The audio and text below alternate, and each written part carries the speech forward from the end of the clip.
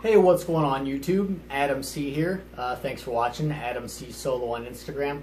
So one of the main questions that I get asked frequently in the comments of my videos is why do I not have a saltwater tank?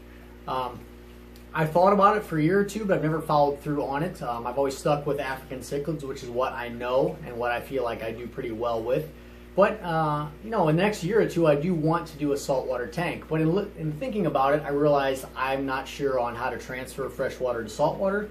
I wasn't sure on the cost to do so, or, really how to maintain a saltwater tank. So I reached out to Joe at Fish Nerd Vlogs. I'll put a link to his channel in the description of this video. Make sure and sub him up, guys. You won't regret that. And I asked him to answer those basic questions for us because he has a really, really nice saltwater setup as well as freshwater setups as well. So whether you like saltwater or freshwater, this is a channel that you're probably going to enjoy. So with that, I'll leave it to Joe to tell us what he thinks. Hello everybody, my name's Joe. For those of you who don't know me, I run a fish tank channel on here called Fish Nerd Vlogs. The link I'm sure will be down in the description below. If Adam would put it down there, that'd be fantastic. But I am really excited to be doing this collab video with Adam, and hopefully this is going to be exciting for you guys and you get to see a whole different side of the hobby.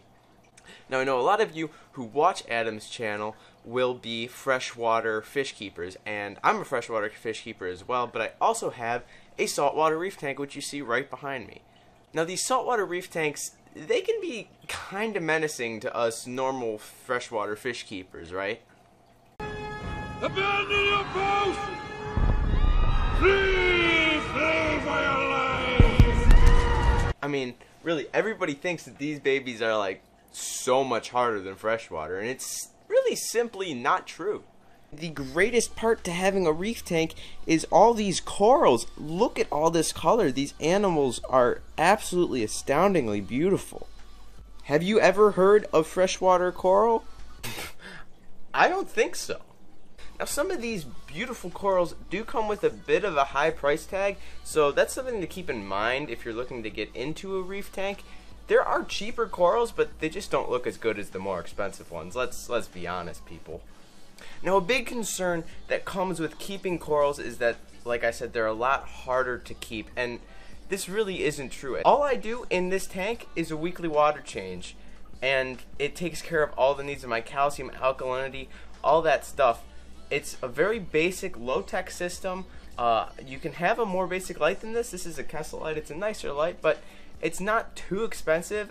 Everything that you have set up, it's about as expensive as a bigger freshwater tank, but you get so much more out of it because, I mean, look at all the life that you can have in this aquarium. It's absolutely amazing.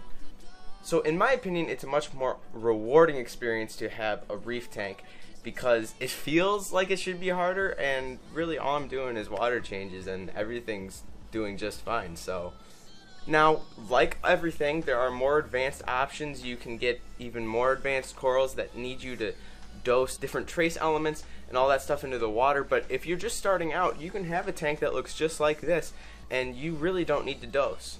So I guess really what it comes down to is price tag for most of us. This setup isn't too expensive. There's a basic setup that is the Fluval Evo 12 or Evo 13 or whatever it is. It's like $150, and it comes with a coral capable light. You just need to buy like the $50 skimmer that comes with it, so you're up to like $200. Once you get all the power heads and everything like that, the live rock, when you add all that up, I'm figuring you could you're probably fully set up with rock and substrate, whatever you need just to put fish and corals in there. You're probably around like $400, which isn't actually all that bad. Okay, so another thing that I get asked every once in a while about switching from freshwater to saltwater is how hard that process is to turn to saltwater from freshwater. And really, if you're taking good care of your freshwater tanks, it's not that hard. You do the same thing, you do the same water changes, you have to make sure the temperature doesn't spike. It's really the care, especially just if you're thinking about just doing fish, the care is very much the same.